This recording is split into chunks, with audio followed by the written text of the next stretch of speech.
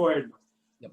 So दोस्तों, once again welcome and let's get directly into communication skills. Now during today's presentation में थोड़ा सा interaction चाहूंगा, मैं ज्यादा इंटरेक्शन नहीं, लेकिन कुछ पॉइंट्स पे आपका डेफिनेटली इंटरेक्शन चाहूंगा. So let's start off first understanding what exactly is communication. लेकिन उससे पहले मैं थोड़ा सा अपना परिचय देना चाहूंगा. I am an entrepreneur, business coach. करीबन 12 साल से मैं फॉरएवर में एज अ ट्रेनर हूँ.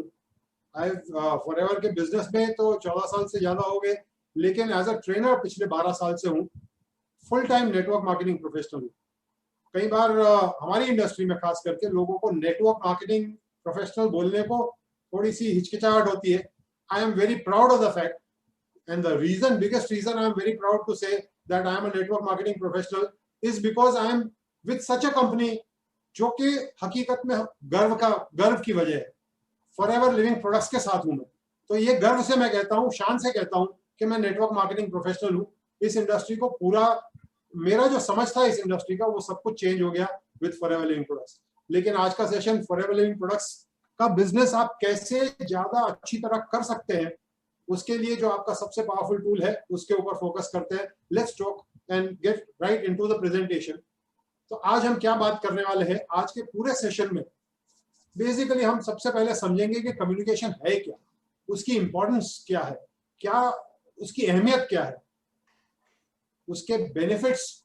अच्छा, अगर आपका कम्युनिकेशन आपके कम्युनिकेशन स्किल्स बेहतर करते हैं तो उसके क्या बेनिफिट होंगे, वो समझ में आएगा आज के सेशन में आपको, कि जो आप कम्युनिकेशन कर रहे हैं उसको कैसे बेहतर कर सकते हैं और बेहतर करने से क्या लाभ पाएंगे आप. कम्युनिकेशन को थोड़ा विश्लेषण करेंगे, एनालिसिस करेंगे, उसके अलग अलग पार्ट्स को समझेंगे. इमोशंस और कम्युनिकेशंस का इंटरैक्शन क्या है ये समझेंगे. कम्युनिकेशन के ऊपर इमोशंस का क्या असर है इसके बारे में थोड़ी सी बात करेंगे. और लास्ट में, जैसे मैंने कहा, एट द वेरी एंड मैं एक ऐसी टिप दूंगा आपको जिससे आप अपना कम्युनिकेशन बहुत ज्यादा इंप्रूव कर सकेंगे अगर इसी चीज को अमल में रखेंगे. बहुत सिंपल सी टिप, लेकिन बहुत पावरफुल हो सकती है अगर उसको आप बराबर से इंप्लीमेंट करेंगे तो. एंड सो सिंपल टिप कि आपको लगेगा कि यार इतना सिंपल है ये, लेकिन आइए सबसे पहले शुरू करते हैं. तो कम्युनिकेशन क्या है दोस्तों. I would like some interaction, और उसके लिए मैं चाहूंगा कि आप लोग थोड़ा सा मुझे अगर कोई बता सकता है कि व्हाट इज कम्युनिकेशन.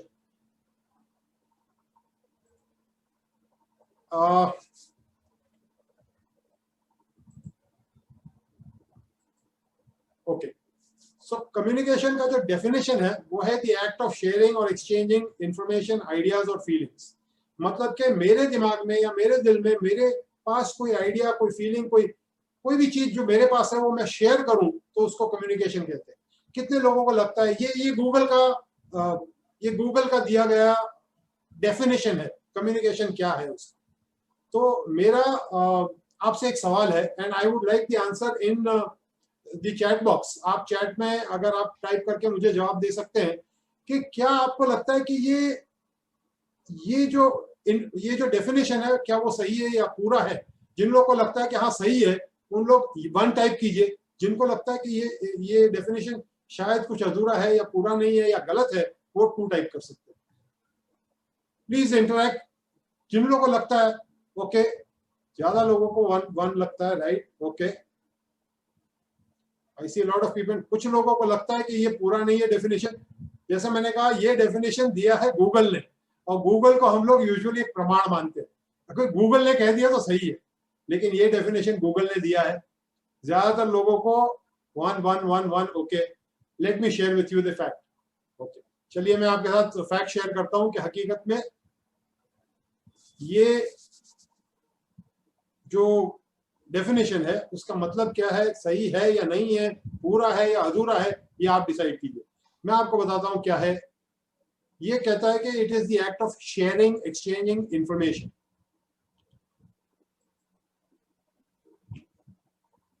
मतलब कि ये प्रोसेस हुआ. ये अगर हम उसको बाइफरकेट, अच्छा by the way, communication personal और इम्पर्सनल 2 तरीके के होते हैं. एक बेसिक बाइफरकेशन बता देता हूं. आज मैं पर्सनल कम्युनिकेशन के ऊपर फोकस करूंगा. बीच बीच में जिक्र करूंगा इम्पर्सनल कम्युनिकेशन के ऊपर, उस पर थोड़ा बाद में आएंगे। सबसे पहले कम्युनिकेशन प्रोसेस को समझते हैं। एक पर्सन ने कुछ कम्युनिकेट किया, वो सेंडर बन गया, सामने वाले ने जो उसको रिसीव किया, वो मैसेज रिसीव किया तो वो रिसीवर बन गया। ये कम्युनिकेशन प्रोसेस पूरा हो गया। जिन लोगों ने वन टाइप किया उनके हिसाब से ये सही हो गया कि भाई इसने, एक पर्सन जो सेंडर ने जो मैसेज दिया वो रिसीवर ने रिसीव कर दिया। हकीकत में कम्युनिकेशन टू वे प्रोसेस है। Hi Baba, how are you? What's up? Simon sir please mute yourself. Simon sir तेरे घी में हेलो, तेरे घी में मुंह चक्कर। आई थिंक साइमन सर, अरे तेरे घी में। Simon sir gate ideas. Ajay भाई जूम मीटिंग इज ऑन, सुन ना। हाँ हाँ अभी चालू हुआ। Okay okay great. सो होता है साइमन सर, साइमन है। I mean finally let's proceed with the meeting. तो communication basically two way process है। अब ये टू वे प्रोसेस है, ये क्लियर हो गया कि ये it is not only the act of sharing और एक्सचेंजिंग इंफॉर्मेशन और आइडियाज, सामने से रिसीवर का एक रिस्पांस लेना या रिसीव करना भी पार्ट ऑफ कम्युनिकेशन है। यानी कम्युनिकेशन हकीकत में टू वे प्रोसेस है। कई बार मैंने कह दिया और हमें लगा कि मैंने कम्युनिकेट कर दिया। अब इस प्रोसेस को और थोड़ा डिटेल में समझते हैं। My next question is this कि व्हाट इज गुड कम्युनिकेशन? अच्छा कम्युनिकेशन किसको कहेंगे? आइए इस चीज को समझते हैं। कम्युनिकेशन के प्रोसेस में जो मैसेज कम्युनिकेटर मतलब सेंडर ने दिया वही मैसेज क्या रिसीवर ने रिसीव किया। एक आपके साथ एक छोटा सा डिटेल शेयर कर रहा हूं, एक स्टैटिस्टिक्स है। ऑलमोस्ट 90% जो मिसअंडरस्टैंडिंग होती है दुनिया में, इंटरपर्सनल हो या देश देश के बीच में हो या कहीं भी, जो झगड़े होते हैं वो मिसकम्युनिकेशन की वजह से होता है। और मिसकम्युनिकेशन ऐसा होता है कि सेंडर को लगता है मैंने ये मैसेज दिया था लेकिन रिसीवर ने कुछ और समझा। यानी कि जो मैसेज भेज रहा उसने एनकोडिंग बराबर किया लेकिन जो डिकोडिंग हुआ रिसीवर की जगह पे वो कुछ अलग हुआ। मतलब मैंने कहा कुछ और लेकिन सामने वाले ने समझा कुछ और, शब्द वही सुने लेकिन समझा कुछ और, मतलब कुछ और निकला। इसकी वजह से मिसअंडरस्टैंडिंग हो गया और मिसअंडरस्टैंडिंग की वजह से बहुत कुछ होने लगता है। So basically what I mean to say is, मेरा कहने का मतलब यह है कि अगर आपको अच्छा कम्युनिकेशन करना है, if you want good communication to happen, ये पूरा प्रोसेस जो है ना ये सही तरीके से होना चाहिए। मतलब कि जो मैसेज आपने दिया वही मैसेज सामने वाले ने रिसीव किया, तब आपका कम्युनिकेशन अच्छा माना जाएगा।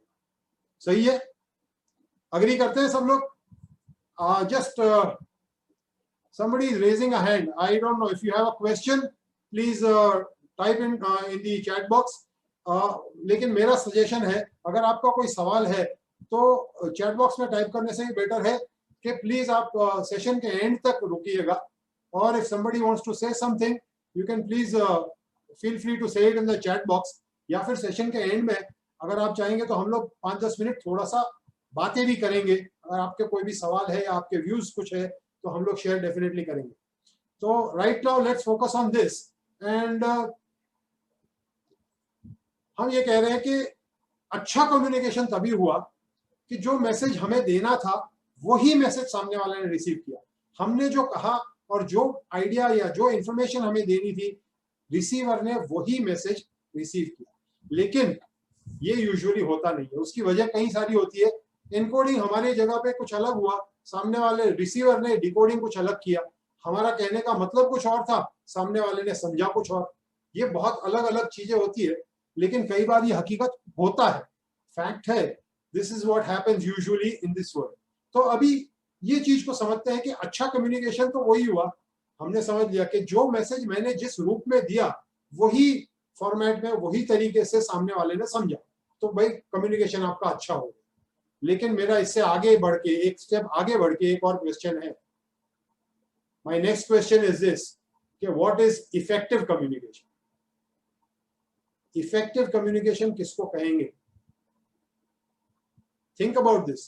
सी हमें सिर्फ मैंने जो कह दिया वो सामने वाले ने समझ लिया, जो मैंने कहा वही सामने, लेट्स कोरिलेट, जो मैं बता रहा हूं ना उस चीज को हम हमारे फॉरएवर बिजनेस के साथ कोरिलेट करते हैं। मैंने सामने वाले को बोल दिया ये आपके लिए सबसे बेस्ट ऑप्शन है और आप ये बिजनेस अगर करते हैं तो आपका भविष्य बहुत अच्छा हो जाएगा। सामने वाले ने समझ भी लिया, लेकिन उसने फॉर्म साइन नहीं किया, उसने 2cc नहीं की, तो क्या मेरा कम्युनिकेशन इफेक्टिव हुआ? अच्छा तो हुआ, वो समझ गया, जो आपने कहा वही उसने समझा, देयर इज नो मिसअंडरस्टैंडिंग।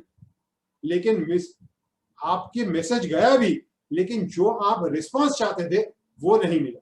मेरे हिसाब से effective communication can be considered effective only if it results in the desired response. जो रिस्पॉन्स या जो फीडबैक आप चाहते हैं, अगर आपने किसी को प्रोडक्ट समझाया, अगर उसके बाद उसने वो प्रोडक्ट लिया, तो आपका कम्युनिकेशन इफेक्टिव हुआ। वो सब कुछ समझने के बाद में भी अगर वो बोलता है नहीं मैं सोच के बताऊंगा, कल बताऊंगा, नहीं बात तो सही है, प्रोडक्ट तो अच्छा है लेकिन बाद में देखेंगे, then your communication is not effective. Maybe आपने सही, you made very good communication, आपने बहुत अच्छी इंफॉर्मेशन शेयर की, उसने समझ भी लिया आपकी बात, लेकिन कहीं ना कहीं उसके कोई क्वेश्चन अनआंसर्ड रह गए, मे बी कहीं ना कहीं कोई डाउट रह गया जो आपने बताया नहीं, जो रिस्पॉन्स आपको चाहिए था वो आप ले नहीं पाए। अगर आप किसी को बिजनेस प्रेजेंटेशन कर रहे हैं, आपने फॉरएवर की अपॉर्चुनिटी दिखाई, आपको लगता है सामने वाले के लिए बहुत सही है, लेकिन उसने end of the day 2cc नहीं किया या बिजनेस में आपके जुड़ा नहीं, तो क्या आपका कम्युनिकेशन इफेक्टिव हुआ? सीरियस क्वेश्चन जो आपको अपने आप को पूछना चाहिए। आज हम बहुत ज्यादा लोग स्ट्रगल कर रहे हैं, लिटरली फॉरएवर के बिजनेस में बहुत सारे लोगों को देखता हूँ स्ट्रगल करते हैं। वो कहते हैं मैंने पूरा मार्केटिंग प्लान दिखा दिया, मैंने उसको सारे प्रोडक्ट समझा दिए, मैंने उसको ये बता दिया, मैंने उसको वो बता दिया, लेकिन रिजल्ट कन्वर्जन नहीं हुआ, कोई आपके साथ जुड़ा नहीं। अगर जुड़ा नहीं, ask yourself, seriously and honestly ask yourself, क्या आपका कम्युनिकेशन इफेक्टिव रहा? कहीं ना कहीं इनइफेक्टिव हुआ, इसीलिए आपको रिजेक्शंस ज्यादा मिल गए, या जो आप रिस्पांस चाहते थे वो रिस्पांस सामने वाले से ले नहीं पाए। इफेक्टिव आपका कम्युनिकेशन तभी होगा जब आप सामने वाले से वो रिस्पांस ले पाएंगे जो आप लेना चाहते हैं। अग्री करते हैं सब लोग? I want you to raise your hand and tell me कि अगर आप यहां तक मेरे साथ में हैं, just raise your hand and tell me, यहां तक जो मैंने समझाया आपको क्लियर हुई ये बात? क्या आप सब लोग अपना कम्युनिकेशन इफेक्टिव करना चाहते हैं? Wow, I see lots of people are raising hands, good, मतलब कि मेरी बातें समझ में आ रही है। बहुत सारे लोग अभी भी रिस्पॉन्स नहीं कर रहे, I don't know why people are not raising hands, but अगर आप रिस्पॉन्ड करेंगे तो शायद, अगर आप हैंड रेज नहीं कर रहे हैं तो दो वजह हो सकती है, या तो फिर मेरा कम्युनिकेशन सही नहीं हो रहा है आपके साथ में, मतलब कि मैं जो कह रहा हूं आप तक बात पहुंच नहीं रही है, या फिर जो मैं कह रहा हूं उस रूप में आपको तो मे बी जो रिस्पांस मैं लेना चाह रहा हूं वो रिस्पांस नहीं आ रहा है। Okay, now I see lot more people raising hands. Okay, मेरा सजेशन है प्लीज इंटरैक्ट। अगर इस सेशन का पूरा फायदा उठाना चाहते हैं तो सही फीडबैक दीजिए मुझे। अगर आप फीडबैक देंगे तो मैं उस तरीके से, मैं आगे जो बताने वाला हूं और ज्यादा आपको सही तरीके से बताऊंगा। मैं जानता हूं कि जितने लोग फॉरएवर के बिजनेस में जुड़े हैं ना, वो सब अपना बिजनेस ग्रो करना चाहते हैं। आपके बिजनेस में आप अगर सक्सेसफुल होना चाहते हैं, बहुत ज्यादा मतलब कन्वर्जन लेना चाहते हैं, अगर किसी को आप प्रोडक्ट बताएं और आप चाहते हैं कि वो प्रोडक्ट ले ले, आप किसी को अपॉर्चुनिटी बताएं, आप चाहते हैं कि वो आपके साथ जुड़ जाए, आपका फॉर्म साइन अप करे, आपके साथ में 2cc करे, आपके साथ में मिलकर बिजनेस बिल्ड करे, अगर ये सब आप चाहते हैं तो सबसे बेस्ट माध्यम या सबसे बेस्ट टूल जो आपके पास है वो है आपका खुद का कम्युनिकेशन। वो कम्युनिकेशन की मास्टरी जितनी आपकी होगी तो ऑटोमेटिकली आपका रिस्पांस रेट, आप जिस तरह का रिस्पांस लेना चाहते हैं वो रिस्पांस ले पाएंगे। तो interact with me during this session. Okay, चलिए मैं आगे बढ़ता हूं and let us try to understand the process of communication। Effective कैसे किया जाए उसकी बातें करेंगे, बट आपने समझ लिया कि इफेक्टिव होना जरूरी है कम्युनिकेशन का। सही हो गया, सबसे पहले तो सही होना चाहिए, it must be good communication, मतलब कि आप जो मैसेज देना चाहते थे वही मैसेज सामने वाले ने रिसीव किया, वो वही फॉर्म में, या जो आप कहना चाहते थे वो चीज, या जो समझाना चाहते थे सामने वाले को, या मे बी उसको आप मोटिवेट करना चाहते थे, उसको एडुकेट करना चाहते थे, जो आप सामने वाले को समझाना चाहते थे वो मैसेज वो सही तरीके से वहां पहुंचना है, तो मतलब कि अच्छा कम्युनिकेशन करना जरूरी है, गुड कम्युनिकेशन। सेकेंडली, आप अगर वो रिस्पॉन्स जो आप लेना चाहते हैं तो वो अच्छा तो होना चाहिए, उसके साथ साथ में इफेक्टिव भी होना बहुत जरूरी है। तो ये दोनों बातें जरूरी है। बट ये दोनों बातें मतलब अच्छा और इफेक्टिव दोनों कम्युनिकेशन में हो आपका, तो वो समझना है तो सबसे पहले कम्युनिकेशन को समझते हैं। कम्युनिकेशन दो तरीके से होता है। हमें ज्यादातर लगता है कि हम जो कहते हैं वही कम्युनिकेशन है। हकीकत में एक वर्बल कम्युनिकेशन होता है, एक नॉन वर्बल कम्युनिकेशन। अच्छा बाय द वे, ये बाइफर्केशन मैं बात कर रहा हूँ, ये पर्सनल कम्युनिकेशन की बात कर रहा हूँ। आजकल डिजिटल माध्यम से हम ज्यादातर बिजनेस बिल्ड कर रहे हैं, तो ज्यादातर हमारा इम्पर्सनल कम्युनिकेशन हो रहा है। यानी कि हम लोग व्हाट्सएप पे, मैसेंजर पे, सोशल मीडिया पे लोगों के साथ इंटरेक्ट करते हैं, डायरेक्ट मैसेज करते हैं, या तो फिर हम जूम मीटिंग्स में बुलाते हैं, उनको प्रेजेंटेशन भी जूम से करते हैं, जहां हम फेस टू फेस नहीं मिल रहे लेकिन वीडियो चैटिंग कर रहे हैं, या वो प्रेजेंटेशंस भी जैसे ये मीटिंग हो रहा है जूम पे कर रहे हैं। अब ये अलग माध्यम है, ये अलग तरीका है कम्युनिकेशन का, इम्पर्सनल कम्युनिकेशन के कैटेगरी में आता है, लेकिन उसका बेसिस या फंडामेंटल्स भी पर्सनल कम्युनिकेशन के तरीके ही है। तो मैं उसके बारे में बात करूंगा। उस इम्पर्सनल तरीके जो है उसको भी इफेक्टिव करना है तो ज्यादा उसको पर्सनल करना जरूरी है। तो सबसे पहले पर्सनल कम्युनिकेशन को समझते हैं। पर्सनल या इंटरपर्सनल कम्युनिकेशन दो हिस्सों में बांट सकते हैं। एक होता है वर्बल कम्युनिकेशन, दूसरा होता है नॉन वर्बल कम्युनिकेशन। एक होता है वर्बल कम्युनिकेशन, दूसरा होता है non verbal communication. Verbal communication को हम दो हिस्सों में बांट सकते हैं। अगेन, एक होता है कि आपने क्या कहा और कैसी आवाज में कहा, मतलब कि आपका वॉइस, इसको मैं कहूंगा कि कैसे आपने कहा, हमने कुछ बोला और क्या बोला और कैसे बोला, ये दो अलग अलग बातें हैं। At the same time non verbal communication को हम लोग कैसे अगर वर्ड में मैं कैटेगराइज करूं तो इसको बॉडी लैंग्वेज की कैटेगरी कह सकते हैं। बॉडी लैंग्वेज, अब बॉडी लैंग्वेज मतलब नॉन वर्बल कम्युनिकेशन, आपका बॉडी बहुत कुछ कहता है।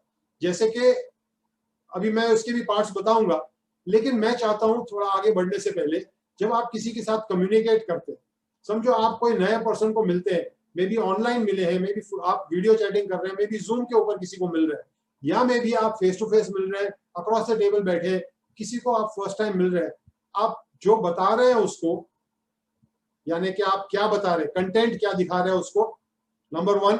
सेकेंडली, कौन से आवाज में उसके साथ बात कर रहे हैं, नंबर टू, कैसे बोल रहे हैं उसके साथ, और तीसरा, आपका बॉडी लैंग्वेज कुछ बोल रहा है उसको। इसमें से सबसे ज्यादा इंपॉर्टेंट आपको क्या लगता है? I want you to answer me through the chat.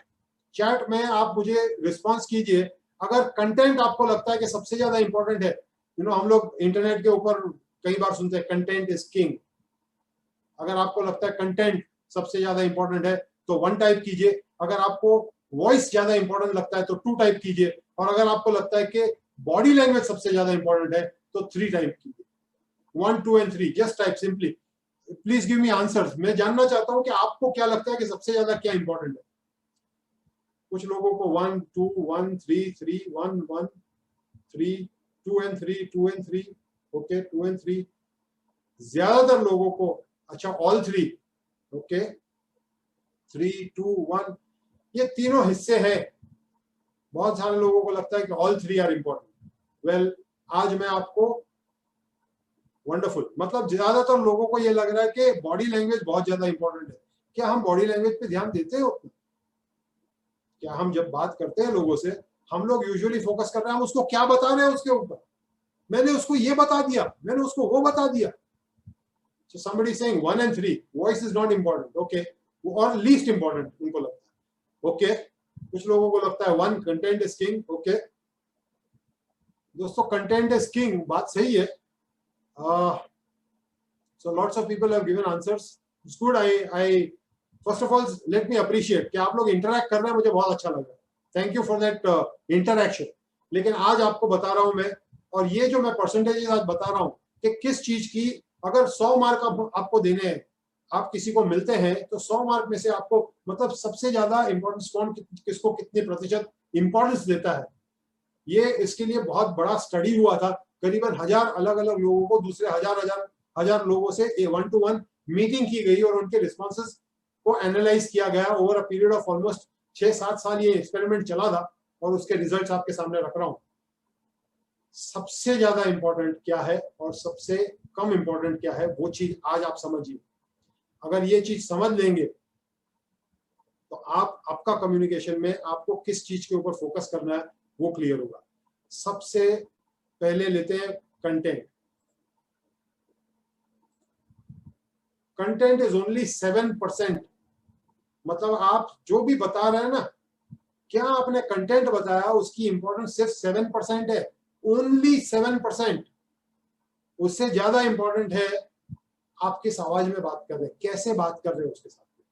तो second most important is your voice, but the most important aspect is your body language which is almost 55%।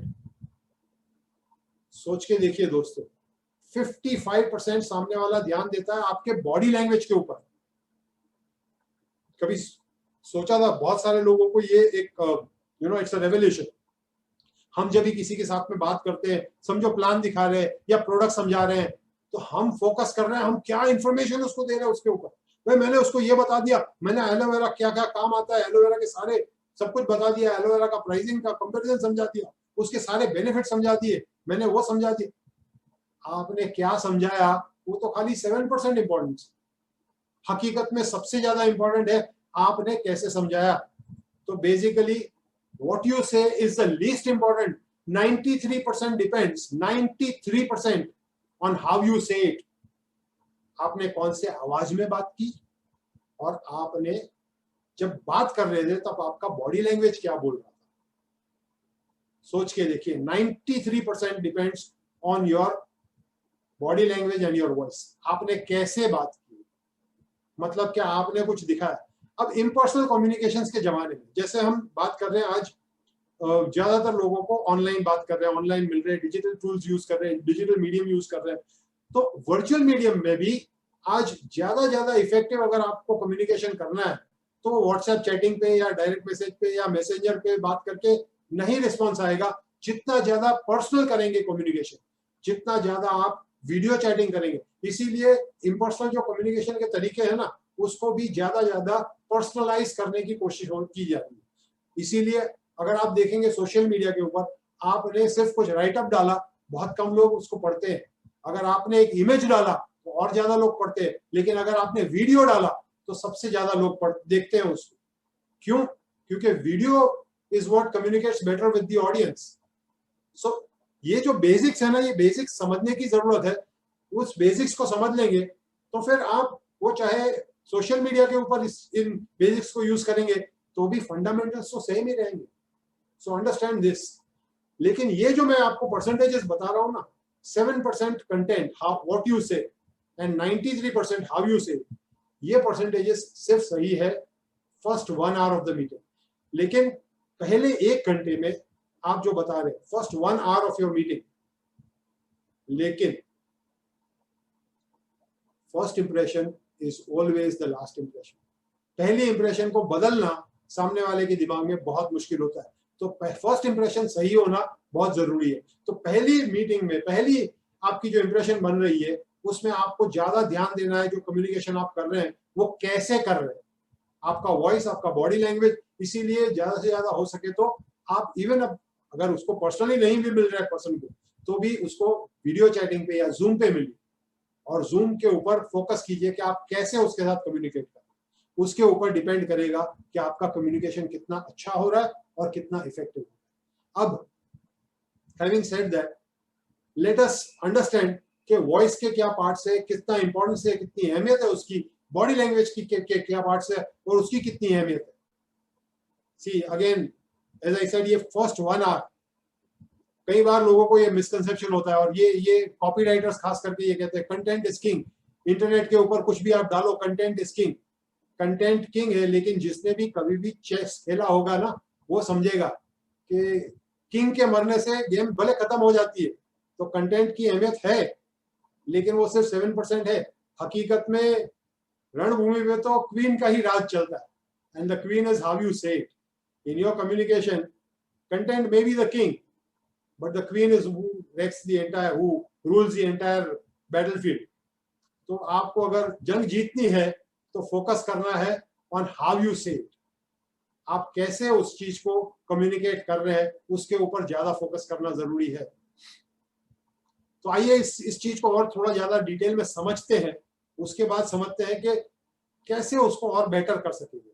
Simple है, ये बहुत सिंपल है, लेकिन वॉइस के बारे में बात करने से पहले मैं एक छोटा सा वीडियो आपके साथ शेयर करना चाहूंगा। ध्यान से देखिएगा, करीबन 1 मिनट का ही वीडियो है, लेकिन ध्यान से देखिएगा इसको।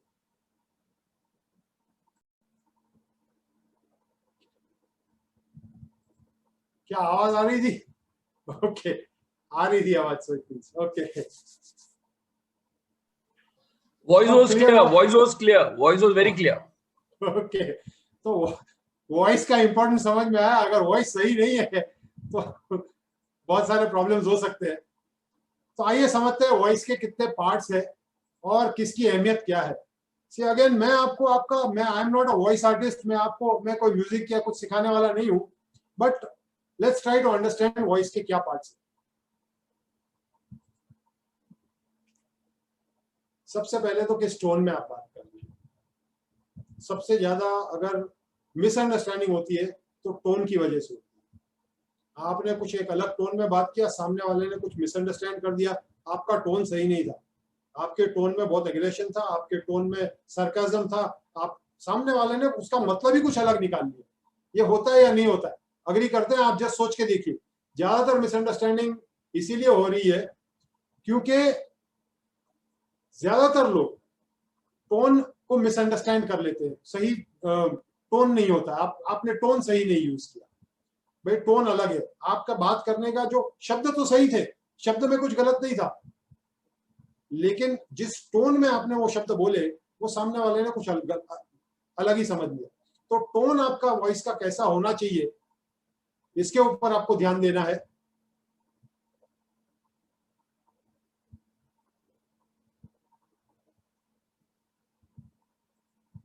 सेकेंडली, मैं 4 पार्ट होते हैं वॉइस के, मैं हर एक चीज के ऊपर थोड़ा बताऊंगा, ज्यादा डिटेल में नहीं जाऊंगा because today I am just going to give you an overview. ये आपको समझना है कि इन सारी चीजों को कैसे यूटिलाइज करना है।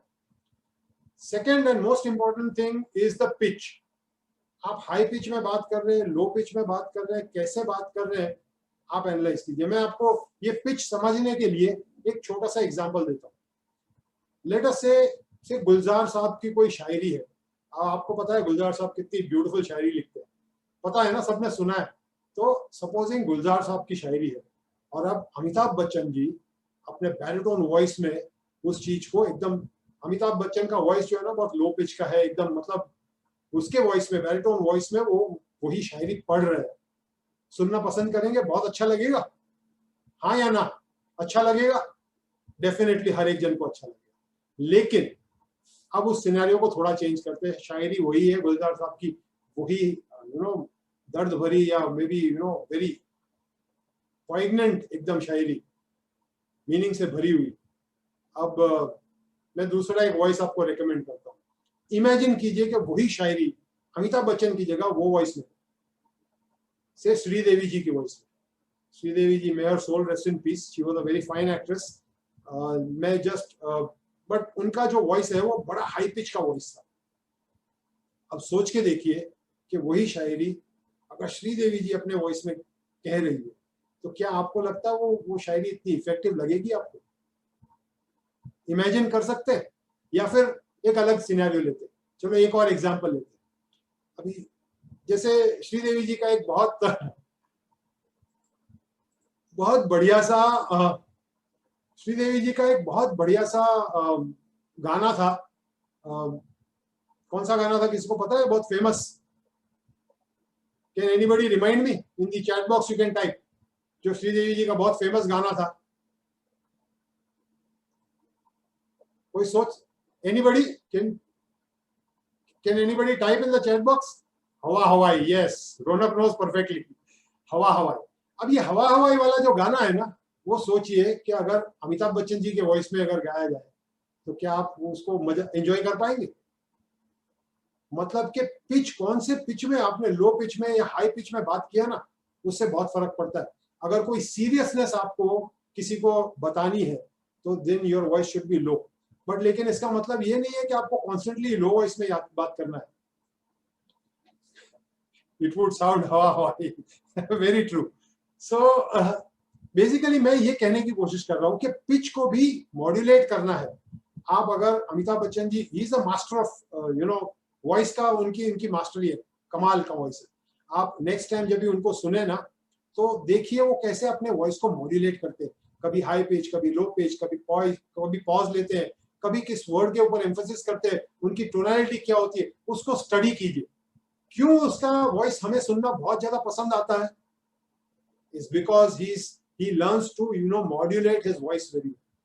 वो जैसा कंटेंट है उसके हिसाब से अपना वॉइस। अमिताभ बच्चन के वॉइस में कॉमेडी भी सुनना अच्छा लगता है, लेकिन उसका जो कॉमेडी का वॉइस है और उसका जो सीरियस वॉइस है, वो दोनों में बहुत अंतर है। वो अपने वॉइस को उस जैसा जैसा डायलॉग या जैसा सिचुएशन वैसे मॉड्यूलेट करते हैं। तो सेम थिंग हमें करना है जब हम प्रेजेंटेशन करते हैं। हाई पिच का अपनी जगह है, लो पिच की अपनी जगह है, but a presentation is like a piece of music.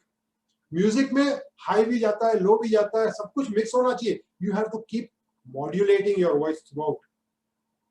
जो चीज को एम्फोसिस करना है, जो चीज का सीरियसनेस समझाना है, तब उसको लो पिच कीजिए। जब बात कर रहे हैं तभी हाई पिच की अपनी जगह है, लो पिच की अपनी जगह है। अभी जैसे ए आर रहमान का म्यूजिक बहुत ब्यूटीफुल म्यूजिक होता है और बहुत ज्यादा पॉपुलर भी होता है, लेकिन आप नोटिस कीजिए उसके म्यूजिक में हाई बहुत ज्यादा हाई जाता है, लो बहुत ज्यादा लो जाता है। हाई लो का जो कॉम्बिनेशन करता है, इट्स सो ब्यूटीफुली मिक्स्ड, ताकि वो म्यूजिक बहुत अच्छा लगता है हमें सुनने। Why? Because it is modulated so well. वैसे ही हमारा प्रेजेंटेशन भी, हम ए आर रहमान के म्यूजिक की तरह हमें गाने नहीं बैठना है, 5% 8%, मतलब हमें सॉन्ग नहीं गाना है, लेकिन वॉइस को मॉड्यूलेट करना जरूरी है। तो take care of the pitch that you are using, कभी हाई पिच, कभी low pitch, but modulate your voice. The third most important aspect is the volume. कितने ज्यादा जोर से आप बात कर रहे हैं या कितने लो वॉल्यूम। जैसे कि आपको एक राज की बात, एकदम राज की बात समझिए, ये चीज मैं आपके साथ आज share. See when I said, मैं राज की बात बता रहा हूँ, सडनली मैंने मेरा वॉल्यूम डाउन कर दिया, तो आई एम श्योर आप लोग सब लोग का एकदम इंटरेस्ट लेवल बढ़ गया। बढ़ा कि नहीं बढ़ा? सोच के देखिए, अगर आप किसी के साथ कोई सीक्रेट शेयर कर रहे हैं, सीक्रेट जब शेयर कर रहे हैं, तभी जस्ट आपने अपना वॉइस वॉल्यूम थोड़ा सा नीचे कर दिया, ऑटोमेटिकली सामने वाले का ध्यान खींचता है उसके ऊपर। तो you need to create that. वैसे ही अगर समझो आपको कॉन्स्टेंटली आप लो वॉइस में बात करेंगे ना, सामने वाला थोड़ा टाइम के बाद उसका इंटरेस्ट चले जाए। तो आपका वॉइस अगर बहुत ज्यादा हाई है ना, तो भी सामने वाला मेंटली शट ऑफ हो जाएगा, अंदर कुछ नहीं जाएगा। तो it should not be high, it should not be low, but it should be modulated. Pitch, volume, tone, ये सब कुछ चेंज करते रहना है आपको, कॉन्स्टेंटली मॉड्यूलेट करते रहना है। Most importantly the pauses. अब पॉज मैंने इसमें नहीं डाला है, but pause is a very important aspect. हमारे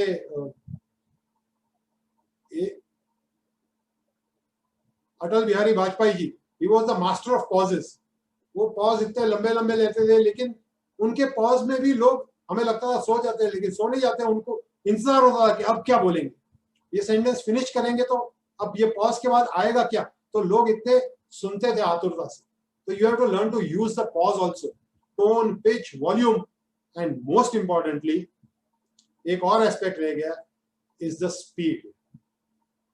बहुत ज्यादा फास्ट अगर बात करेंगे ना, बहुत कुछ लोगों की आदत होती है इतने फास्ट में, इतनी स्पीड में बात करते हैं ना।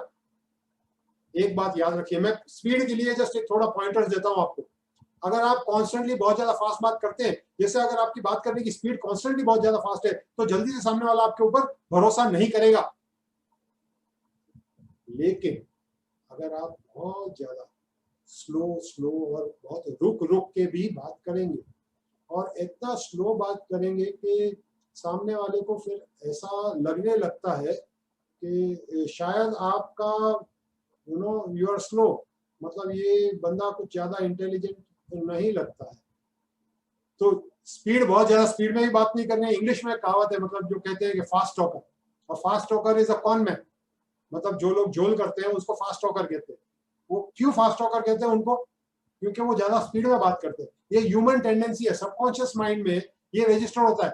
सामने वाला सुनने के टाइम पे ये कॉन्शियसली एनालिसिस नहीं करता है, ये नहीं सोचता ये बहुत ज्यादा स्पीड में बात कर रहा है तो यार इसके ऊपर भरोसा नहीं कर रहा है, बट उसका सबकॉन्शियस माइंड उसको ऑलरेडी वो सिग्नल दे रहा है कि ये भरोसा की पात्र नहीं है। तो ज्यादा स्पीड में बात नहीं करनी है, ज्यादा ऊंचे आवाज में बात नहीं करनी है, ज्यादा लो पिच में या ज्यादा हाई पिच में बात नहीं करनी है, बहुत स्लो बात नहीं करनी है, बहुत ज्यादा धीमी बात नहीं करनी, सब कुछ मिक्स करते रहना चाहिए।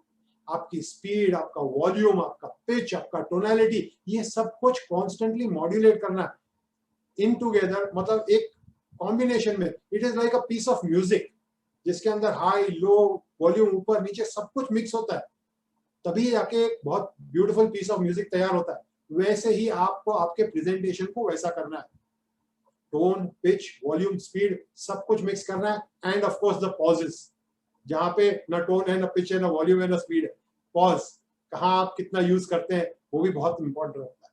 तो वॉइस के लिए इतना ही आज के लिए, बट ये चारों एस्पेक्ट्स बहुत इंपॉर्टेंट है, ध्यान में रखिएगा। I hope you are all taking. somebody is asking me, okay, is there any difference between pitch and modulation? Modulation का मतलब है कि पिच को आप चेंज करते रहो, हाई पिच लो पिच दोनों को मिक्स करो, उसको मॉड्यूलेशन कहते हैं। मॉड्यूलेशन मींस कि आप आपके पिच को बढ़ा भी सकते हो, लो भी कर सकते हो, हाई भी कर सकते हो, चेंज करना उसको मॉड्यूलेशन है। Modulation means controlling the highs and lows of your voice, जो हाई पिच और लो पिच को कंट्रोल करना, कभी हाई लेके जाना, कभी लो लेके आना। अब मैं वॉइस आर्टिस्ट नहीं हूँ कि मैं एकदम, अगर मैं सिंगर होता तो मैं आपको एकदम हाई पिच में गा के सुनाता था और वही चीज लो पिच में गा के सुनाता था, but I unfortunately I am not a musician. But basically modulation means mixing of all. तो pitch and modulation are different things. Pitch को आप हाई या लो कर सकते हैं, intonation should be there. Intonation, okay, intonation again tone के अंदर आ गया, it is part of it. Tonality है जो हम बात कर रहे हैं ना, तो इंटोनेशन उसके अंदर आ गया, उसके हिस्से में मैं ज्यादा डिटेल में नहीं जा रहा हूं आज। This is just to give you an overview, क्योंकि और बहुत सारी बातें करनी है। अभी बात करनी है बॉडी लैंग्वेज की। बॉडी लैंग्वेज के बहुत पार्ट्स है और बॉडी लैंग्वेज सबसे ज्यादा इंपॉर्टेंट है। तो आइए ज्यादा वक्त ना लेते हुए let us move on to the next topic which is body language. अब बॉडी लैंग्वेज के बारे में जब बात करेंगे तो अगेन बॉडी लैंग्वेज कितना इफेक्टिवली कोई भी मैसेज को कन्वे कर देता है, उसके लिए अगेन एक छोटा सा वीडियो देखते हैं। I just play a short, it's a 3.5 minute video, देखिए शायद आपको पसंद आएगा। तो दोस्तों देखा,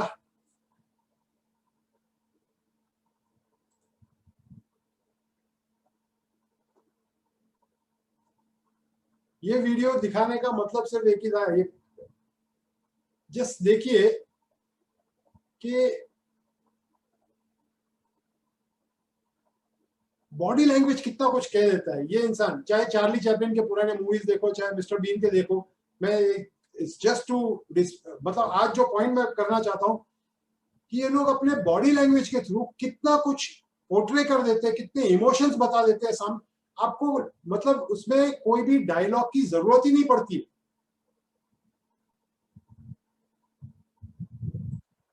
ये लोग सिर्फ सिर्फ और सिर्फ बॉडी लैंग्वेज यूज करके, only using the body language they can express anything that you want. मतलब जो इमोशन आपको दिखाने, पूरा एक स्टोरी आपके सामने अनफोल्ड हो जाता है, लेकिन आपको समझ में आता है उसके माइंड में क्या चल रहा है, तो सामने वाले को क्या थी, मतलब कितने सारे इमोशंस वो डिस्प्ले कर देता है just using body language.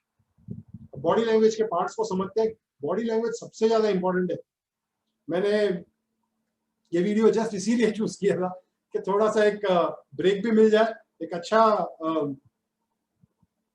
It is a good showcase of how body language can be effectively use. Mister Bean, Rowan Atkinson नाम है ये एक्टर का, is a very very successful actor, very very talented actor, लेकिन वो बहुत successful हुआ है ये बीन कैरेक्टर की वजह से। And that is where he has used his body language, facial expressions, उसके हाथ, बॉडी का मूवमेंट, वो सब कुछ ऐसे मास्टरफुली यूज किया है। वो चीज को समझिए और आइए आज समझते हैं कि आप अपना बॉडी लैंग्वेज अगर प्रोफेशनली यूज करना है तो आप कैसे यूज कर सकते हैं, उसका क्या फायदा हो सकता है। सबसे पहले आपका पोस्चर और ड्रेसिंग बहुत मैटर करता है। जब भी आप किसी को मिलते हैं, when you are talking to somebody, say may be over a Zoom meeting, तो आप किस तरह से बैठे, आपका बैकग्राउंड क्या दिख रहा है, आपका ड्रेसिंग क्या है, ये सब कुछ बहुत मायने रखता है, बहुत मायने रखता है। कई बार मैं देखता हूँ लोग जूम के ऊपर भी लोगों को मिलते हैं तो लाइटिंग कहाँ से आ रहा है उसका ध्यान नहीं है, उनके फेस के ऊपर डार्कनेस आ रहा है, लाइट उनके पीछे से है, मतलब वो सारी चीजें अगर हमें प्रोफेशनली काम करना है, posture and dressing makes a lot of difference. आपको सामने वाला पर्सन जब भी देखता है ना, यकीन मानिए it is almost 17 types of different with in the first few seconds, 17 अलग अलग टाइप के आपके बारे में उसने डिसीजन सबकॉन्शियस लेवल पे ऑलरेडी ले लिया आपके बारे में, सिर्फ आपके ऊपर एक नजर डाल के। वो कॉन्शियसली नहीं सोचता है कि इसका ड्रेसिंग ऐसा है, ये ऐसा खड़ा है इसके लिए, उसके पोस्चर ऐसा है इसके लिए, कॉन्शियसली कोई नहीं सोचता। एक जस्ट सिंपल एग्जांपल देता हूं आपके सामने, सोच के देखिए एक चीज। एक चलिए पहले एक बार इसके बॉडी लैंग्वेज के पार्ट्स देख लेते हैं, फिर उसके बाद ये एग्जांपल देखते हैं। जेस्चर्स, वो बात कर रहा था अभी क्या जेस्चर्स हम यूज कर रहे हैं जब हम कोई भी प्रेजेंटेशन कर रहे हैं, कोई भी सामने वाले से मिल रहे हैं, बातचीत कर रहे हैं, तो हमारे हाथ कैसे हिल रहा है, हमारा फेस कैसा हिल रहा है, हर एक चीज मायने रखता है। तो कैसे जेस्चर्स होने चाहिए, क्योंकि हर एक जेस्चर एक मैसेज दे रहा है सामने वाले, तो वो सारी चीजें भी इंपॉर्टेंट है। आई कांटेक्ट कितना कर रहे हैं हम, कई बार लोग मैं देखता हूँ ऑफिस में हम लोग आई कांटेक्ट की बात करते हैं, कई बार लोग इतने बिजी होते हैं देखने अपना लिखने में, वो अपना नोटबुक में लिखते जा रहे हैं, उसको मार्केटिंग प्लान समझा रहे हैं, लेकिन सामने वाले से आई कांटेक्ट कर ही नहीं रहे। अब कर ही नहीं रहे, सामने वाले का ध्यान कहीं इधर उधर जा रहा है और ये बंदा लगा पड़ा है। मैं मुंबई ऑफिस में कई बार देखता हूँ लोगों को बहुत अर्नेस्टली, बहुत सिंसियरली वो अपना मार्केटिंग प्लान दिखा रहे, लेकिन सामने वाले का ध्यान पूरी ऑफिस में घूम रहा है, उसको जो आप दिखा रहे हो वो देख ही नहीं रहा है। क्यों? क्योंकि वो आई कांटेक्ट मिसिंग। और कई बार even the reverse is true, कई बार मैंने ये भी देखा है, सामने कोई लेडी बैठी है और ये जो बंदा कुछ समझा रहा है, वो चीज जो प्रेजेंटेशन करने बैठा है उसको सिखाया गया है कि आई कांटेक्ट करना चाहिए। अब वो सामने वाले लेडी को ऐसा देख रहा है, घूर घूर के देख रहा है कि आई कांटेक्ट वो ब्रेक ही नहीं कर रहा है। अब सामने वाली लेडी वो अनकंफर्टेबल हो रही है, ये भी हो जाता है कभी। So it's a balance, you have to maintain eye contact and also not, मतलब किस तरह का आई कांटेक्ट है आपका, आपकी आईज क्या बोल रही है, क्योंकि अगर आप आई कांटेक्ट नहीं करेंगे तो सामने वाला बिल्कुल भरोसा नहीं करेगा, प्लस आपका कनेक्शन नहीं बनेगा। और बहुत ज्यादा ऐसा भी नहीं होना चाहिए आपका eye contact. So this is something which comes with learning, मतलब धीरे धीरे आप सामने वाले को एनालाइज कीजिए, बी केयरफुल ऑफ जो रिस्पॉन्सेज आ रहे हैं, and most importantly facial expressions. ये 4 बेसिक पार्ट्स है बॉडी लैंग्वेज के। योर पोस्चर एंड ड्रेसिंग, आपके बॉडी कैसा है, मतलब आप कैसे खड़े हैं, कैसे बैठे हैं, आपके जेस्चर्स कैसे हो रहे हैं, आपका आई कांटेक्ट कैसा हो रहा है, और आपके फेशियल एक्सप्रेशन। मैं अगेन एक जैसे मैंने कहा एक छोटा सा एग्जांपल लेना चाहता हूँ। आप लोग को मैं चाहता हूँ कि आप इमेजिन करो और मैं कुछ क्वेश्चंस पूछूंगा, आप उन क्वेश्चंस के मुझे जवाब देना। मैं आपको कुछ क्वेश्चंस पूछना चाहता हूँ। पहले वो एग्जांपल जहाँ पे आप just imagine yourself in that scenario. Imagine yourself in that scenario. समझो एक बच्चा है, एक छोटा बच्चा जो एग्जाम का रिजल्ट लेके घर पे आ रहा है, एग्जाम का रिजल्ट लेकर घर पे आ रहा है, उसका एग्जाम पूरा फाइनल एग्जाम हो गया है, अब 10th स्टैंडर्ड का समझो रिजल्ट लेके आ रहा है। अब बच्चा फेल होके आ रहा है, समझो वो फेल हो गया है, तो आपको क्या लगता है, वो दौड़ते दौड़ते आएगा या धीरे धीरे चलते हुए आएगा? अगर आपको लगता है दौड़ते दौड़ते आएगा, फेल हो गया है बच्चा, तो नाचते कूदते दौड़ते दौड़ते आएगा आपको लगता है, तो 1 टाइप कीजिए। और अगर आपको लगता है कि मे बी वो ढीला ढाला या मे बी स्लो कदम से चल के आएगा, तो 2 टाइप कीजिए। धड़ाधड़ 2 आ रहे हैं सबके मतलब आप सब लोग को पता है कि वो अगर बच्चा फेल होके आ रहा है तो कैसे आएगा, वो उसका बॉडी लैंग्वेज आप ऑलरेडी इमेजिन कर सकते हो। क्या उसका सर नीचा होगा या ऊंचा होगा? अगर ऊंचा होगा तो 1 टाइप कीजिए, नीचा होगा तो 2 टाइप कीजिएगा। अगेन 2। ओके, सिनेरियो को चेंज करते हैं। चलो सिनेरियो को चेंज करते हैं। अगर समझो वो डिस्टिंक्शन या अपने क्लास में फर्स्ट आया या मे बी बहुत अच्छे मार्क्स लेकर आ रहा है घर पे, अब वो रिजल्ट लेकर आ रहा है, तो क्या वो दौड़ते दौड़ते नाचते कूदते आएगा या फिर ढीला ढाला नीचे मुंडी झुका के आएगा?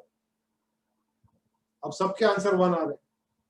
मुझे लगता है आप लोगों ने, सब लोगों ने बॉडी लैंग्वेज पढ़ने के लिए एक पूरा कोर्स किया हुआ है। आप लोग सब माहिर हो बॉडी लैंग्वेज पढ़ने के लिए। भैया आपने कौन सा कोर्स किया है ये समझने के लिए, ये जरा मुझे बताइए। अच्छा, वन क्वेश्चन, आस्क योरसेल्फ, क्या ये इंडियन बच्चा ही ऐसा करेगा या फिर यूएस में होगा बच्चा तो भी वैसा ही करेगा, चाहे अफ्रीका में होगा तो भी बच्चा वैसा ही करेगा, चाहे ऑस्ट्रेलिया में होगा तो भी बच्चा वैसा ही करेगा? दुनिया के कोई भी कोने में होगा उसका बॉडी लैंग्वेज सेम होगा। सही बात है कि नहीं? अग्री करते हैं ना सब लोग? सोच के देखिए, अब ये बॉडी लैंग्वेज तो सेम होगा, मतलब कि इंसान जब दुखी होता है तो उसका जो बॉडी लैंग्वेज होता है वो, चाहे वो जापानीज हो, चाहे वो अफ्रीकन बच्चा हो, चाहे वो इंग्लिश बच्चा हो, चाहे वो इंडियन बच्चा हो, चाहे वो कहीं का भी हो, उसका बॉडी लैंग्वेज तो वैसा ही हो, सबका सेम ही होगा। अगर वो खुश है तो सेम होगा, अगर वो दुखी है तो सेम होगा, अगर वो गुस्से में है तो सेम होगा। हर जगह पे सेम इमोशन का same reaction, body language same ही होगा। अग्री करते हैं सब लोग? सोच के देखिए इस चीज को। मतलब के बॉडी लैंग्वेज एक यूनिवर्सल लैंग्वेज है। ये कोई कास्ट, ये कोई लोकेशन, ये कोई कल्चर, ये कोई लैंग्वेज के ऊपर डिपेंड नहीं करती, ये यूनिवर्सल लैंग्वेज है। और ये लैंग्वेज सीखनी नहीं पड़ती, ये लैंग्वेज किसी को भी सीखनी नहीं पड़ती है। आपने सबने कोई भी कोर्स नहीं किया है ये बॉडी लैंग्वेज कैसे पढ़ा जाए वो समझने के लिए, किसी ने आपको सिखाया नहीं कि सामने वाला अगर उदास होगा तो ऐसे उसके शोल्डर्स ड्रूपिंग हो गए, या वो खुश होगा तो उसका चेस्ट पफ्ड आउट होगा, या ऐसा कोई किसी ने समझाया नहीं आपको, लेकिन आप जानते ही ये ऑटोमेटिकली इनबोर्न है आपके अंदर, मतलब इनबिल्ट है, सब जानते हैं। तो वैसे ही बॉडी लैंग्वेज को बेसिकली पढ़ना भी हम जानते हैं। ये तो मैंने एक्सट्रीम सिचुएशंस बताई, लेकिन वैसे ही हमारे सबकॉन्शियस माइंड के अंदर कुछ बातें ऑलरेडी फिट है। जब हम सामने वाले को देखते हैं वो ऐसा करके बैठा है तो हमें लगता है अरे वो हाथ बांध के बैठा है। अब हम कॉन्शियसली नहीं सोच रहे कि वो हाथ बांध के बैठा है तो इसका मतलब ये होगा, लेकिन उसका बॉडी लैंग्वेज क्या सिग्निफाई करता है, उसका पोस्चर क्या सिग्निफाई करता है, वो ऑटोमेटिकली आपके सबकॉन्शियस माइंड ने आपको ऑलरेडी बता दिया और आपने सामने वाले के बारे में एक अभिप्राय बना लिया। वो सबकॉन्शियस लेवल पे होता है, अब कॉन्शियस थॉट प्रोसेस नहीं है। वैसे ही जब आप किसी और से बात कर रहे हैं ना, तो वो भी आपके बारे में एक अभिप्राय बना रहा है, एक इंप्रेशन क्रिएट हो रही है आपकी, आपके बॉडी लैंग्वेज पे से, आप किस तरह से बात कर रहे हैं, आप उसके साथ आई कॉन्टेक्ट कर रहे हैं कि नहीं, आप बैठे कैसे हैं, आप ड्रेस कैसे हैं, आप उसके साथ कैसे पेश आ रहे हैं, हर चीज को वो सामने वाला unconsciously on a subconscious level वो सब कुछ एनालाइज हो रहा है सामने वाले के बारे में। लेकिन ये चीज हम प्रेजेंटेशन करने के टाइम भूल जाते हैं। हम फोकस करते हैं उसको 5, 8, 13, 18, उसको ये एसबीआई से उसको ये समझा दो, उसको वो समझा दो, उसको 2 सीसी समझा दो, उसको सीसी का प्राइस समझा दो, अरे एलोवेरा के कितने बेनिफिट है वो समझा दो, हमारे कंपनी का पूरा बैकग्राउंड समझा दो। हम कंटेंट के ऊपर इतने ज्यादा फोकस हो जाते हैं, उसको समझाने के पे इतना फोकस हो जाते हैं, हम भूल जाते हैं कि हमारा बाकी का बॉडी लैंग्वेज उसको क्या मैसेज दे रहा है, हमारी बातें क्या हो रही है उसके ऊपर हम फोकस कर रहे हैं, हम कैसे बात कर रहे हैं वो अचानक हम भूल जाते हैं प्रेजेंटेशन। सेम थिंग होता है जब भी हम इन्विटेशन करते हैं, सेम थिंग होता है जब भी हम फॉलो अप करते हैं, सेम थिंग होता है जब भी हम प्रेजेंटेशन करते हैं। तो कम्युनिकेशन के ऊपर आपको ध्यान देना है कि आप कैसे कम्युनिकेट कर रहे हैं आपकी टीम के साथ में, आपके प्रोस्पेक्ट्स के साथ में, आपके नए लोगों के साथ में। Constantly you need to focus on this. अब मुझे बताइए कि क्या ये प्रैक्टिकल है कि कॉन्स्टेंटली जब भी आप प्रेजेंटेशन करेंगे तो हर एक चीज, आपका टोन, आपका टोनैलिटी, पिच, वॉल्यूम, स्पीड, ये सब चेक करते रहे? क्या आपका posture, dressing, gestures, eye contact, facial expression, क्या हम एक्टर्स हैं? ये सब चीज जो पोर्ट्रे करना है ना, वो सब चीज पोर्ट्रे करने के लिए एक्टर्स माहिर है, वो सब लोग सब कुछ कर सकते हैं। ओके, शैलेंद्र वर्मा कह रहा है कि सारा खेल सबकॉन्शियस माइंड का है। ठीक है, मान लिया, चलो सबकॉन्शियस माइंड का है, तो फिर सबसे पहले इस कनेक्शन को समझते हैं। आइए थोड़ा आगे बढ़ते हैं और नेक्स्ट इस पे आते हैं कि बॉडी लैंग्वेज डिपेंड करता है। बॉडी लैंग्वेज हमने जो अभी तक देखा, जो मैंने आपको अभी तक जो एग्जाम्पल बताया, मैंने एक बात आपके तक पहुंचाने की कोशिश की कि बॉडी लैंग्वेज जो आपका है वो आपके इमोशंस के ऊपर डिपेंड होता है। ये एक्सेप्ट करते हैं आप लोग? मतलब कि आपके जैसे इमोशन होंगे वैसा बॉडी लैंग्वेज होगा। कितने लोग इस बात से एकदम 100% अग्री होते हैं, ये जो हमने बातें की उसके ऊपर से? प्लीज टाइप वन टाइप कीजिए। मुझे जानना है कि अभी तक आप लोग सब लोग साथ में हो कि नहीं। आई वॉन्ट टू सी, मेरा 100 से ज्यादा लोग वन, अगर आप लोग फॉलो कर रहे हैं मैं जो आज बात कर रहा हूं। So everybody is saying one. Great, great, great. Thank you so much for that interaction. Yes, of course, one. मतलब कि आपके जैसे इमोशंस होंगे वैसा बॉडी लैंग्वेज होगा। अगर आप अपने इमोशंस को कंट्रोल में रख सकेंगे तो ऑटोमेटिकली बॉडी लैंग्वेज सही हो जाएगा। मतलब कि आपका बॉडी लैंग्वेज हो, वॉइस का टोनैलिटी हो, जो भी हो, बेसिकली आपको इमोशंस को कंट्रोल करना है। Now easier said then done. But अभी हम लोग थोड़ा बैक ट्रैक करके एक अलग ऑफ टेंजेंट पे जाते हैं। हमारी जो ओरिएंटेशन ट्रेनिंग होती है, FBO training, forever business orientation training, orientation training में हम लोग कई बार बात करते हैं जो 5 रूल्स टू सक्सेस, उसमें हम लोग बात करते हैं बिलीफ की। ये बिलीफ की क्यों हम बात करते हैं? सी, हम फॉरएवर बिजनेस में कई बार बात करते हैं एक्साइटमेंट की, एंथुसियाज्म, एक्साइटमेंट होना चाहिए आपका। अगेन हमने बात की इमोशन की। आज आपको समझ में आ रहा है कि वो इमोशन या एक्साइटमेंट क्यों जरूरी है। वो एक्साइटमेंट होगा, वो इमोशन सही होंगे तो ऑटोमेटिकली आपका बॉडी लैंग्वेज वैसा हो जाएगा। फिर आपको आपका जेस्चर, आपका पोस्चर, वो सब चीज चेक करने की जरूरत नहीं पड़ेगी। ऑटोमेटिकली आपका बॉडी उस तरह का पोस्चर ले लेगा। इसीलिए एक्साइटमेंट होना बहुत जरूरी है। जैसे हमारे साइमन सर कहता है एक्साइटेड, फैंटास्टिक। मुझे सबसे अच्छा लगता है साइमन सर का, वो हमेशा एक्साइटेड रहते हैं। दैट कांस्टेंट एक्साइटमेंट, ये राज है उनके बिजनेस का। आज जो इतना जबरदस्त बिजनेस उनका हो रहा है ना, उसका सबसे बड़ा जो फंडामेंटल रीजन है ना, वो है वो एक्साइटमेंट उनका। जितने भी बड़े लीडर्स है ना, उनके बारे में, उनको आप फॉरएवर के बारे में बात करो, वो कभी भी एक्साइटेड हो जाते। फॉरएवर की बात करो, full excitement, full on excitement. ये एक्साइटमेंट कहां से आता है? कहां से आता है? कोई स्विच थोड़ी ना है कि हमने टक चालू कर दिया और एक्साइटमेंट आ गया ऑन। एक्साइटमेंट आएगा कहां से? ये इमोशंस आएंगे कहां से? दे कम, एक्साइटमेंट जो आप फील करते हैं, जो एंथुसियाज्म आपके बॉडी लैंग्वेज में, आपके वॉइस में जो दिखता है, उसका कारण है, उसका मूल है, उसका जो रूट है, वो है आपका बिलीफ, आपका खुद का बिलीफ। इसीलिए हम लोग बात करते हैं बिलीफ के ऊपर। जो हम एफबीओ ट्रेनिंग में बात करते हैं कि बहुत इंपॉर्टेंट है बिलीफ। वो बिलीफ अगर आपका होगा ना, तो ऑटोमेटिकली, वो बिलीफ होगा तो ऑटोमेटिकली वो एक्साइटमेंट आएगा।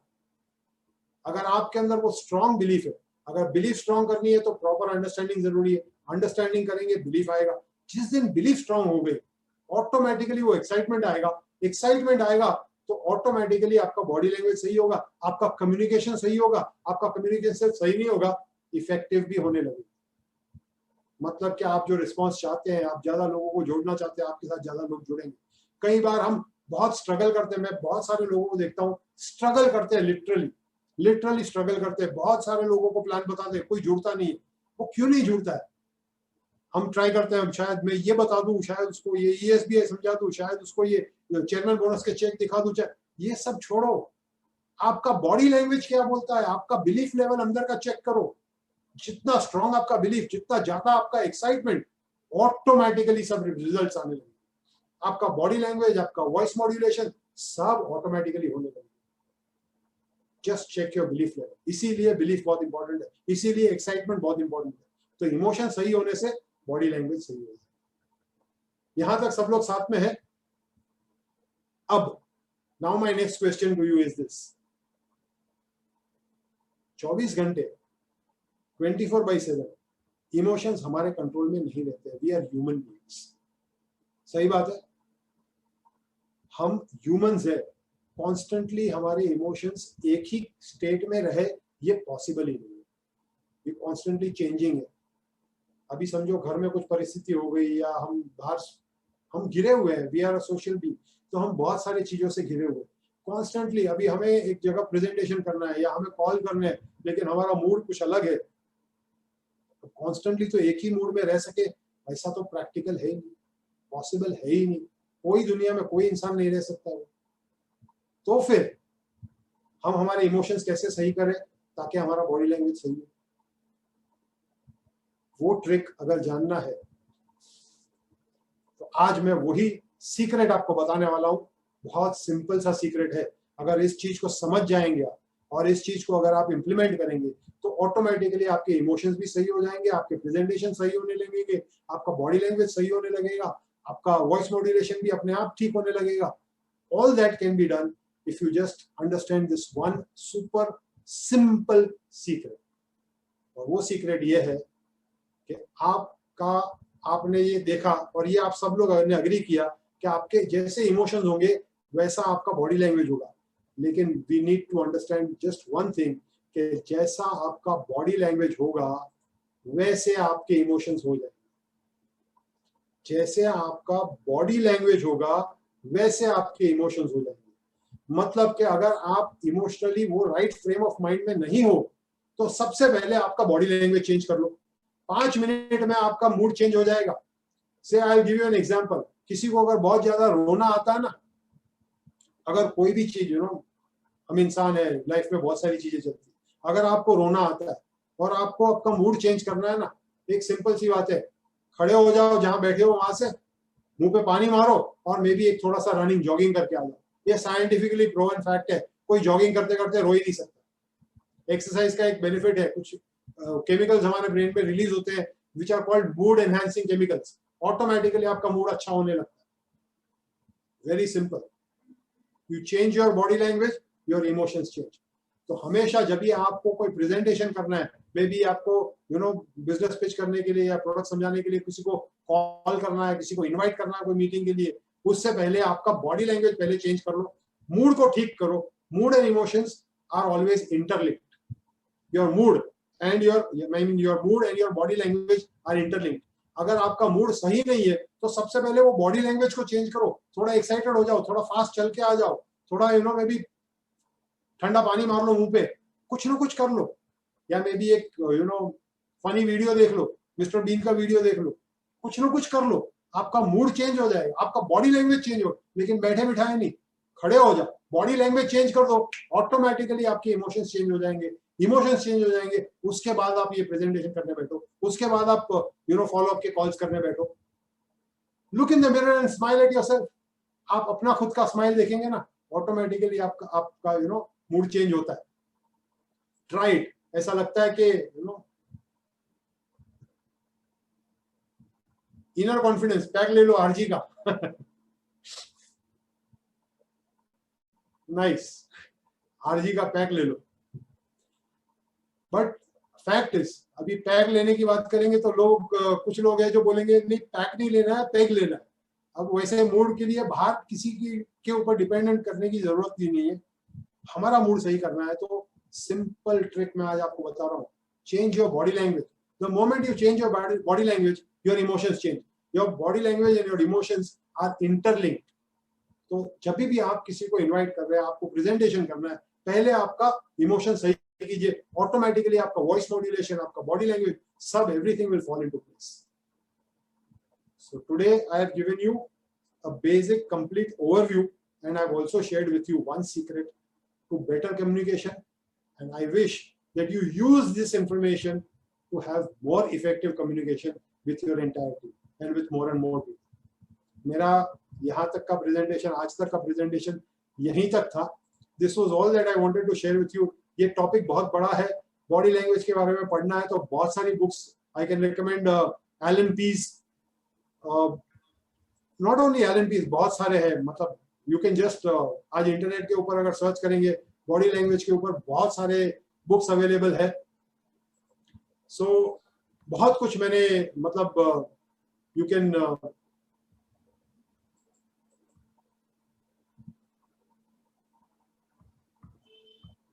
बहुत सारा इंफॉर्मेशन ऑलरेडी अवेलेबल है इंटरनेट के ऊपर। आप जाके ढूंढ सकते हैं, पढ़ सकते हैं,